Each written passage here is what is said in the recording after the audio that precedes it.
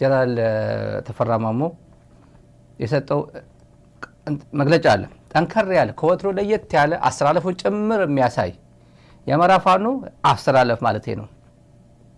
ትላንት የተሰራ ስተት አለ። ሰሜኖችን በየተራ እያደቀቀ ነው። ይሄ አገዛዝ በየተራ እያደቀቀ ነው። ትላንት በትግራይ ህዝብ ላይ ያዘነበው ዶፍ ዝናብ ወረራ ዛሬ የዚህ ተባባሪ አንሆንም አንፈጽምም እንዲሁ እንኳን እኛ ልንፈጽም ይቅርና አንተ እንኳን ትግራይን ወራለሁ ካልክ መተን እንከመርብሃለን ነው። ከትግራይ ህዝብ ጎን እንቆማለን ነው። የኢትዮጵያ ሉዓላዊነት የኢትዮጵያን የውስጥ ችግርን ኤክስተርናላይዝ ለማድረግ ፈልገ የውስጥ ችግር ማኔጅ ማድረግ ሲያቅት ስልጣን ላይ ለመቆየት ስትል ጎረቤት አገር በሰላማዊ መንገድ እያልክ ግን ሰላማዊ ባልሆነ መንገድ በኃይል ሄጄ ቀይ ባህር በሚል ሰበብ የኢትዮጵያ ህዝብ ጦርነት ላይ ከታለው ስትልም አንፈቅድልህም ነው የተባለው። በኢትዮጵያ ወጣት እንድትቀልድ አንፈቅድልህም ነው የተባለው። በህጋዊ መንገድ ሁሉ ይፈልጓል አይደል? በህጋዊ መንገድ ይሄን ትንሽ ትላንት ያመለጣችሁ ካላችሁ ስለ የትኛው ነው እያወራ ያለው ትላንት አድምጣችሁኛል ሰምታችሁናል በሚል ነውና መሀል ላይ የገባችሁ ትላንት ያላደመጣችሁ ስለምንድን ነው የምታወራው እንዳትሉ የጀነራሉ ንግግርና አድምጠውና እንመለሳለሁ። ግን እውነታውን ለመነጋገር ከዚህ በኋላ እኛ እያለን የኤርትራንና የትግራይ ህዝቦች ብልጽግና ሊያጠቃ አይችልም። ካጠቃም ዝም አንለው። ይሄ መታወቅ አለበት። በየተራ ሰሜነኞች እየተመቱ አይቀጥሉም። ስለዚህ ይሄ ምንም እኛም እድል አንሰጠውም። ከዚህ በፊት የተደረገው ከመጠን በላይ ነው።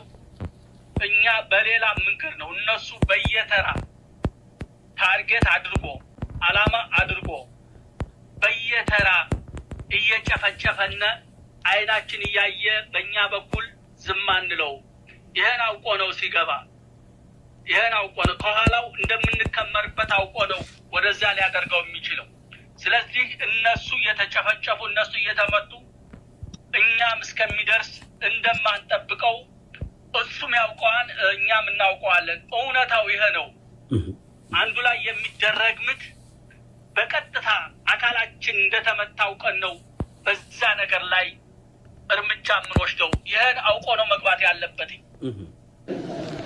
ወረሞቻ አስተባቂ ነው። አብይ አህመድን ወንበር አስተባቂ ነበር። የኦሮሞ ማህበረሰብ በድሎራ ነበር። የአማራ ማህበረሰብ በድሎራ ነበር። የደቡብ ማህበረሰብ በድሎራ ነበር። በረመጋ የትግራይ ማህበረሰብ በድሎራ ነበር። በረመጋ የአማራ ማህበረሰብ በድሎራ ነበር። የትግራይ ማህበረሰብ በድሎራ ነበር። የደቡብ ማህበረሰብ በድሎራ ነበር። የአፋር ማህበረሰብ በድሎራ ነበር። የኦሮሞ ብሔር በድሎራ ነበር። የአብይ ወንበር አስጠባቂ ነበር። ተመልካቾች የአብይ ወንበር አስጠባቂ ነን በል ማለት ትክክለኛ ቋንቋ ይሄ ነው። ከዚህ በላይ ይሄ መልእክት ለኢትዮጵያ ጀነራሎች ነው። ይሄ መልእክት ለብርሃኑ ጁላ ነው። ይሄ መልእክት ለነ አበባው ታደሰ ነው። ይሄ መልእክት ለነ መሰለ መሰረት ነው። እነ ዘውዱ በላይ ነው። እነ መሐመድ ተሰማ ነው። እነ ብርሃኑ በቀለ ናቸው። እና ሰፋቸው ኮል ናቸው።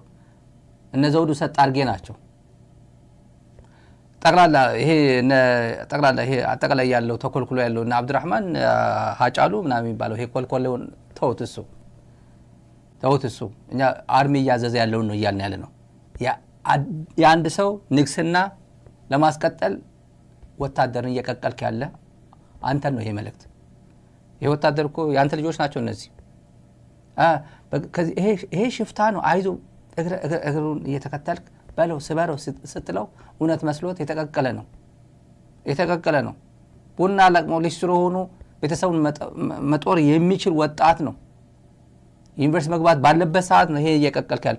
ይሄ መልእክት ከአብይ አህመድ በታች ላሉ መከላከያ ሰራዊት አባላት ነው። ይሄ እንትኑ ሰበር ነው። በዚህ አደቀቅ ነው። ሽፍታው እንዴ ኦላምኮ ሲናገር ሰማ ነው። አበባው ታደሰ ዘውዱ በላይ እኮ የኦሮሞ ህዝብ ዘና ብሎ እንዲኖር እያደረግነው ነው ብሏል እኮ። ትላንት አለኝ መረጃ አለኝ ዛሬ የተናገረው። የኦሮሞ ህዝብ ተኝቶ እንዲያድር እያደረግነው ነው፣ ሸኔን አጠፋ ነው እያለ ነው። እንዲህ እያለ በኢትዮጵያ ልጆች ላይ እየቀለደ ያለ ነው።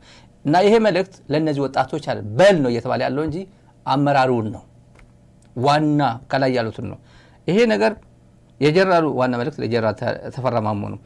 ምንድን ነው ያስቆጣው ስንል ጀነራል ተፈራ ማሞ ከሻዕቢያ ጋር ሆኖ ከብልጽግና ሰራዊት ጋር ሆኖ ወደ ትግራይ ዝመተው ጁንታ በለው ምናምን ዩኒፎርም አስለብሶ እንደነ ገዱ አንዳርጋቸው ያኔ በስተት ዘጭ ሲል እንደሱ ጀግና አልነበረም።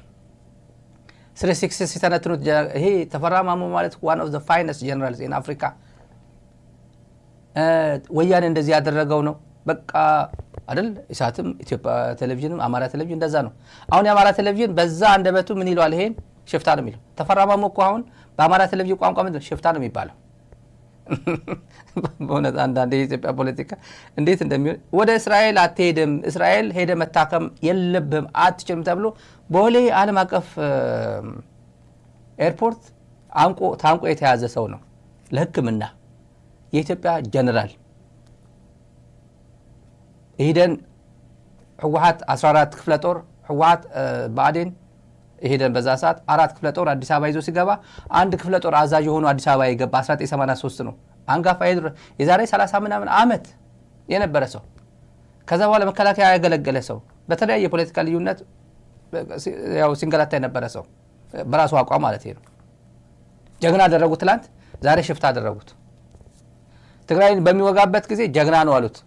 አይ ተሳስቻለሁ፣ ትግራይ የዘመትኩበት የኔ ለካ ትግራይ ስለኔ ነበር የሚዋጋው፣ እኔ የገጠመኝ ችግር ቀድሞ አውቆት እኔ የገጠመኝ ችግር ቀድሚያ ይሄን ህዝብ ማጥፋት አለብኝ፣ ቀጥዬ ወደዚህ ህዝብ መጣለሁ ብሎ ብልጽግና የሚባል አረመኔ አዲስ አበባ የተቀመጠው በታሪክ አጋጣሚ በየተራ እየለበለበ ነው፣ በየተራ እያጠፋን ነው። አሁን ከዚህ በኋላ የለውበትም። መጀመሪያ እዚህ አካባቢ እታግላለሁ፣ ከዛ በኋላ የትላንትናውን አክመዋለሁ፣ በደንብ አድርጌ አክመዋለሁ፣ ድጋሚ ወደዛ ስህተት እንዳልሰራ።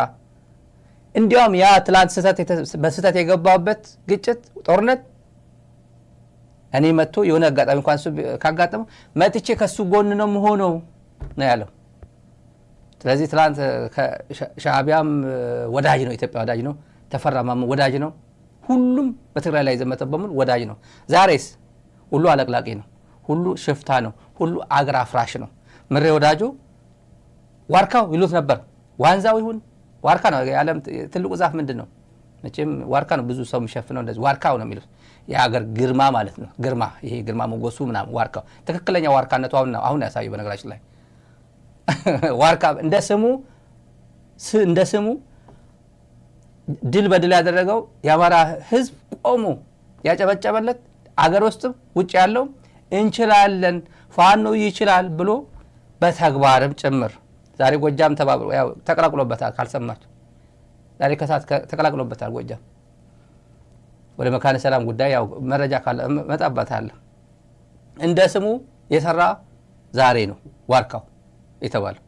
ትናንት ዋርካው አሉት፣ ዛሬ ሽፍታ አሉት፣ አገር አፍራሽ ነው አሉት፣ የህወሓት ተላላኪ ነው አሉት፣ የሻዕቢያ ተላላኪ ነው አሉት። በራሱ ጭንቅላት አይሰራም። ህወሓት ማፕ ሰርቶ እንደዚህ ውጊያ ታደርጋለ እንደዚህ አድርጎ ነው ያደረገው፣ የጽምዶ ውጤት ነው አሉት። እና ኤርትራም ያለችበት ምናምን አሉት። እነሱ በምን አቅሙ ነው አሉት። ይሄ ለአማራ ህዝብ ያላቸው ንቀትም ጭምር ነው። ለምሬ ወዳጁ ያለው ንቀት ወይ ለፋኖ የተባለው ፋኖ ከቻይና አልመጣ፣ ከጓተማላ አልመጣ፣ ከአሜሪካ አልሄደም። ከአማራ ህዝብ ማህፀን የወጣው የወጣቶች ስብስብ ነው። የወጣቶች ስብስብ ነው። ከጥቂቶች በስተቀር በፍጹም በትግራይ ጦርነት ውስጥ ያልተሳተፈ ትውልድ ነው። ስም ብቻ ፋኖ የሚለው ብቻ ስለያዘ ነው እንጂ ምንም ከጥቂቶች በስተቀር ጠቅላላ በአዲስ ትውልድ የተገነባ ነው። ፋኖ እኮ ትግራይን እኮ እንደዚህ አድርጎሃል ይላል እኮ። በነጋሽ እንደዚህ ይላል እኮ። ይሄ የብልጽግና እኛ ቀድመን ከነሱ ቀድመን የነቃን ሰዎች ነገሩን ፍኖተ ካርታውን አውጥተን መንቀሳቀስ የጀመርነው የዛሬ ስንት ዓመት። እነሱ ዛሬ ሁሉም የተኛ ይመስላችኋል። ፋኖ እኮ አንተ እንደዚህ ያደረገ ነው። ማን አባህ እንዲያደርግ ፈቀድክ? ለምን ፈቀድክለት ብትሉት አረ በቃ ሻዕቢያ እኮ እንደዚህ አድርጎሃል እኮ። ማን አስገባው? ማን ለማገዝ መጣ? ምስጋና እንኳን ተው አንተ እንኳን ምስጋና ልትቸረው ዛሬ አታፍርበትም። አባው ታደሰ ያፍራል እንዴ? እንዲህ እያነባ የኔ ሰራዊት ሐሊባ ቀበረልኝ፣ የሰለሞንን እንትና ቀበረልኝ፣ እኔ እንደዚህ ከዚህ በኋላ ሁለታችን ሀገሮች ማንም ሊነጣጥለን አይችልም ስለ ነበር። አንድ አለቅላጊ እንዲህ በቫዝሊን ተቀባብቶ መጥቶ ያው አመዳም ስለሆነ ነው ኦልሬዲ አመዳም ሆኗል ብዬ ነው። ከውስጡ መድረክ ላይ ይመጣል ይተለትናል። አሁን ይተንትን የተፈራ ማሞ ጉዳይ ቀድሞ የተገነዘበ ነው። እስራኤል ለሕክምና ለመሄድ የከለከለኝ አገዛዝ ለኔ ምኔ ነው? እኔ የዚህ ዜጋ ነኝ ወይ? በህጋዊ መንገድ እንዳልንቀሳቀስ እንድሞት አገር ቤት እንድሞት የፈቀደ መንግስት እኔ ምኔ ነው? ይሄ መንግስት ምኔ ነው ብሎ የተነሳ ሰው ነው። በስተርጅናው ዘና ብሎ ጋሼ ጀነራል ቡና ይጠጡ እየተባለ እየተጋበዘ የማህበርም እቁቡም ድግሱም ዘና ብሎ ኤክስፒሪየንስ ሼር ያደረገ ከትውልዱ ጋር ከሚወደው ማህበረሰቡ ጋር ተቀላቅሎ መኖር ባለበት ሰዓት እንዴት እየታገለ ዶፍ ዝናብና ቁሩም ሀሩሩም እየተቃጠለ እየታገለ እንዳለ ማንም ሰው የሚደብቀው አይደለም፣ በዚህ እድሜው ማለት ነው። ዋናው ግን ወደ ትግራይ አልተኩስም፣ ወደ ኤርትራ አልተኩስም። እንኳን ልተኩስ አንተ እንኳን ከተኮስ መጥቼ እንከመርብሃለን የምታደርገው ከሆነ ይሄን አውቀህ ነው መግባት ያለበት ማለቱ ምን አስቆጣህ ነው? ይሄ ንግግር ማርሽ ቀያሪ ነው። በትግራይና በአማራና በኤርትራ አጠቃላይ ካለው አስተላለፍ ኦላ ቀድሞ ስላሳወቀ ነው። ኦላ ይታወቃል።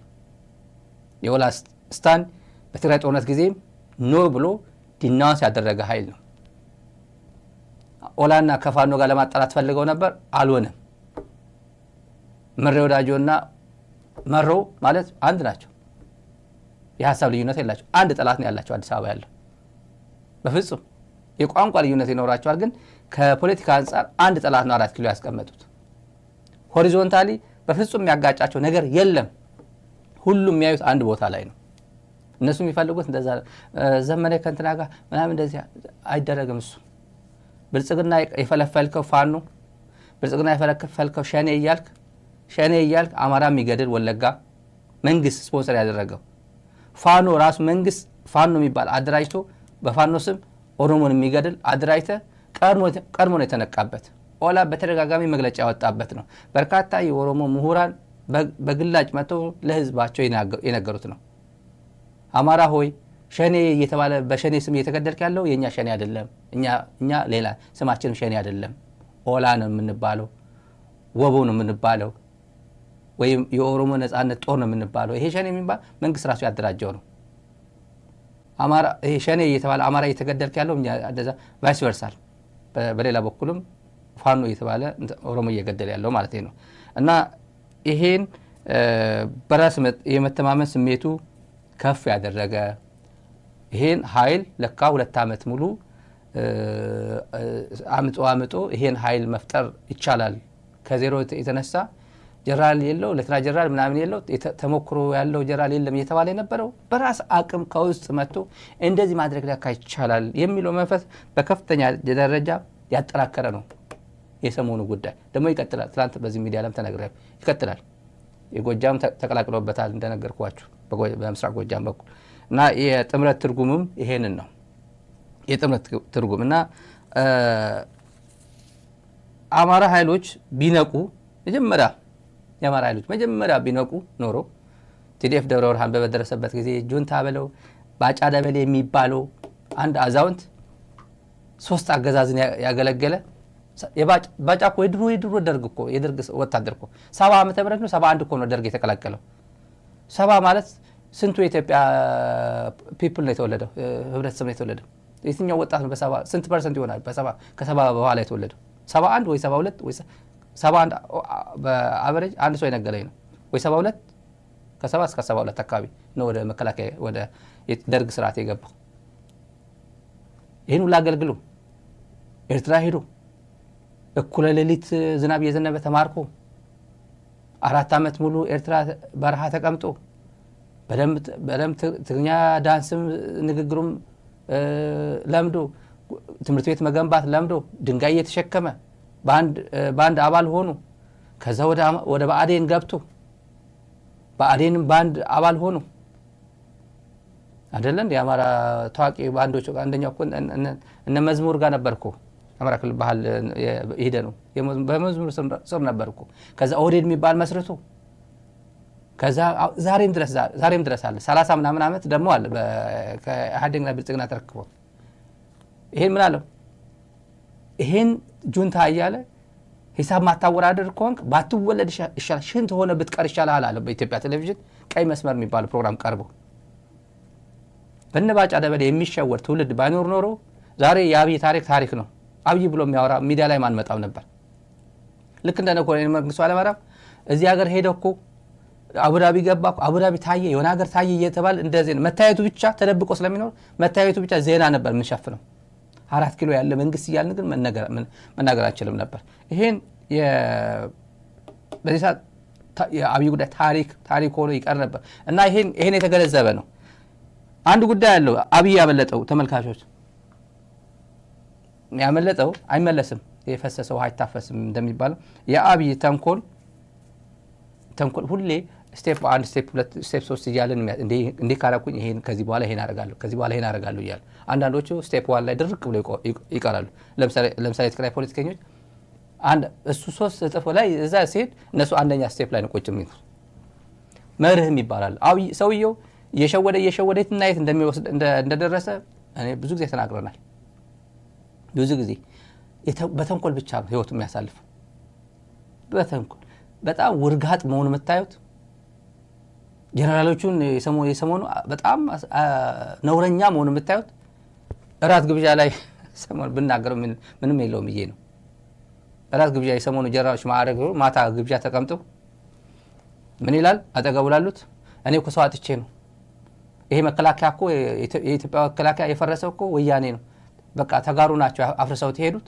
በቃ ከነሱ በኋላ ደርግ ጥሩ ሰራዊት ነበረው ማዕረግ ሲሰጥም ቆፍጠን ያለ ማዕረግ ሲሰጥ ነበር ወያኔ መጣ ለሁሉም ጀነራል መስጠት ጀመረ እኔ ደግሞ ሰው አጣውና ምድር አርቲስት ነው ጀነራል እኮ የሰጠውት አላቸው ሰው አጣውና ደስ ይላቸው ሆናል እኮ ይሄን የምድር አርቲስት ይሄ የመከላከያ ቃል አቀባዩ ማለት ነው አርቲስት አይደል ሚዘፍ ነው ሰው የዘፋኙ ጌትነት ምናምን የሚባለው ምድር ዘፋኝ ምድር ማሲንቆ ዋጣ ነው የሚባለው በትግርኛ ማሲንቆ ምድር ማሲንቆ ባለሙያ እኮ ነው እኔ ጀነራል የሰጠውት እኮ ጨንቆኝ እኮ ነው አላቸው ራት እየበሉ ቪአይፒ ውስጥ ከነበረው አንዱ የነገረን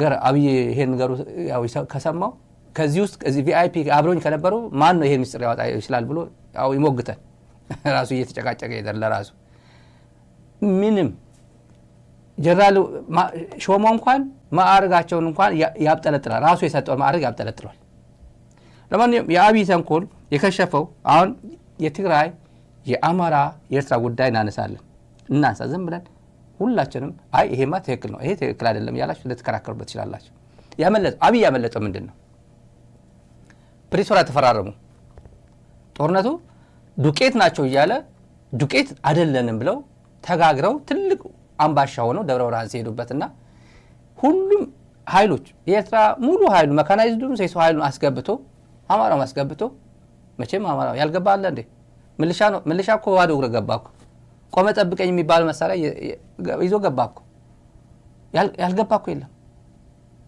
አንተን ሊያዋርድ ነው የመጣው ወደ አዲስ አበባ እየመጣ ያለው እኮ በደሴ ነው እየመጣ ያለው እኮ የአማራን መሬት ነው ረግጦ እየመጣ ያለው እያሉ እየሸወዱ መቼም አዲስ አበባ ለመምጣት እንዴ አይ አማራ ህዝብንማ መንካት የለብኝም እንዲሁ በጅቡቲ አድርጌ በባህር ዳር በባሌ ጎባ አድርጌ በአርባ ምንጭ አድርጌ ወደ አዲስ አበባ መምጣት አለብኝ አማራንማ መንካት የለብኝም ብሎ መምጣት ነበረበት ማለት ነው እንደዛ ያሩ የሚዲያ ፍሬሚንግ አጀንዳ ሴት ያደርጉለት ግን አንተን ለማዋረድ እኮ አማራን ለማዋረድ ሀገር ለመበተን ነው በአንተ በኩል እየመጣ ያለው ያለው ነበር የዘመቱበት ፕሮፓጋንዳ በደንብ አድርጎት ላይ ያደረጉት እና ያኔ ሰርቶ ሊሆን ይችላል ሚዲያም ድጋፍ ነበረው ሆ የሚል ትግራይ ጠል የሆነ አሁንም እንትን ይላቸዋል እኮ በነገራችን ላይ ይሞላና አሁን በቃ ሰላም ነው ሲል ይላል እንደዚህ ይፈስባቸዋል ስሜቱ አለ አሁንም ገና ያልበረደላቸዋል ገና ጠርቶ የማይጠሩ አተላዎች አሉ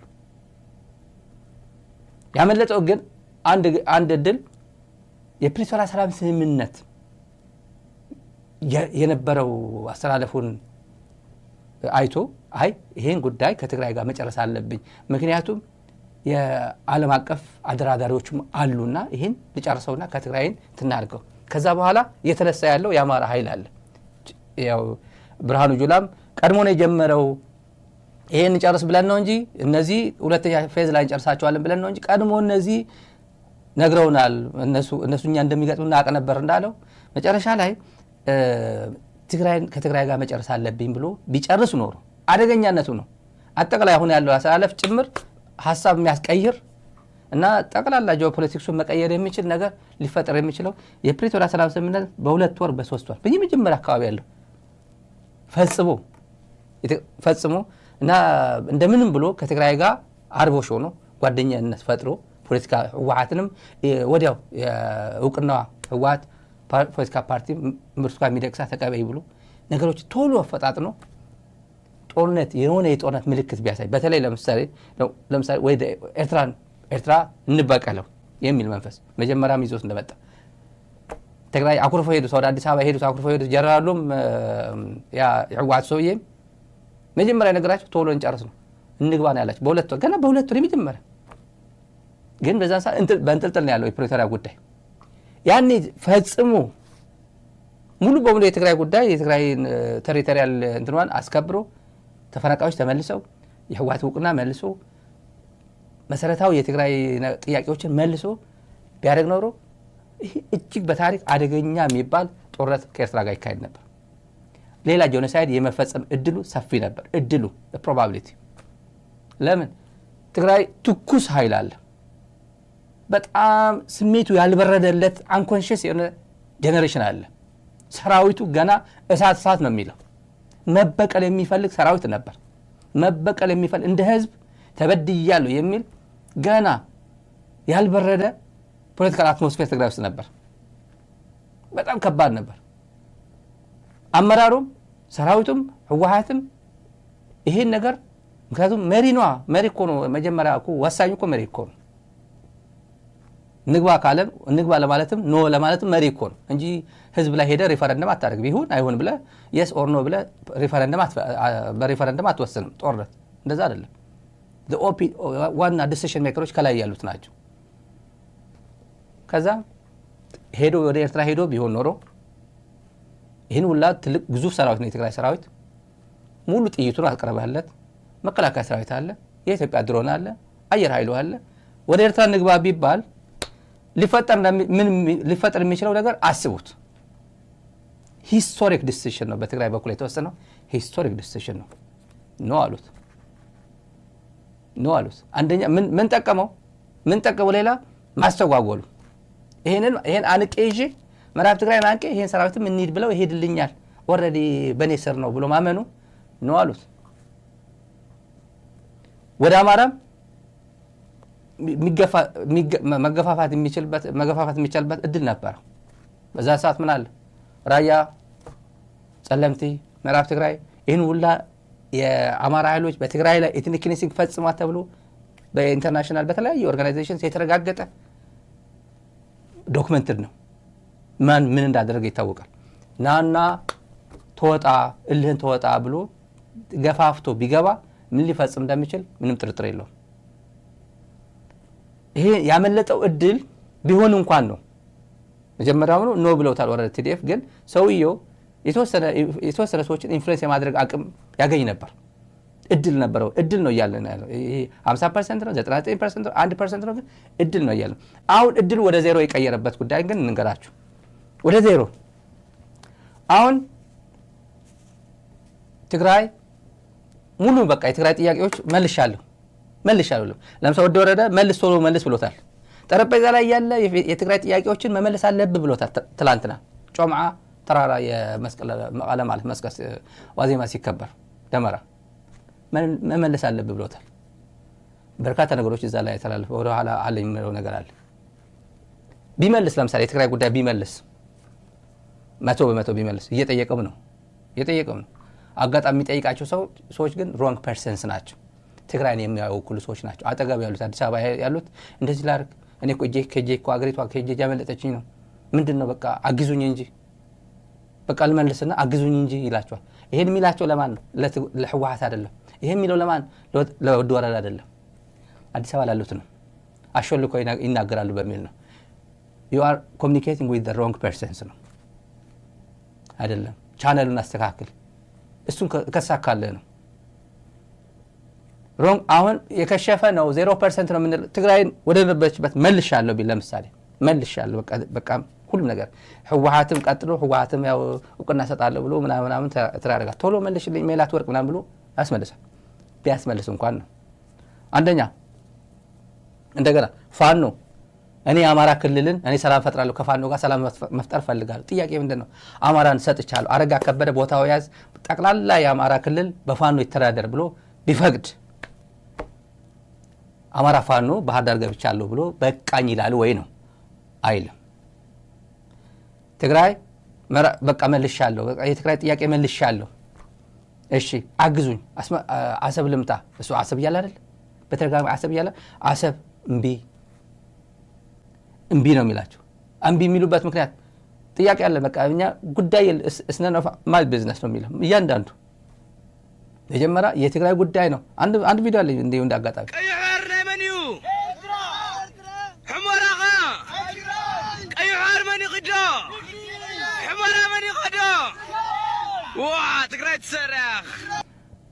ይሄ እስነን ኦፍ ማይ ቢዝነስ ነው።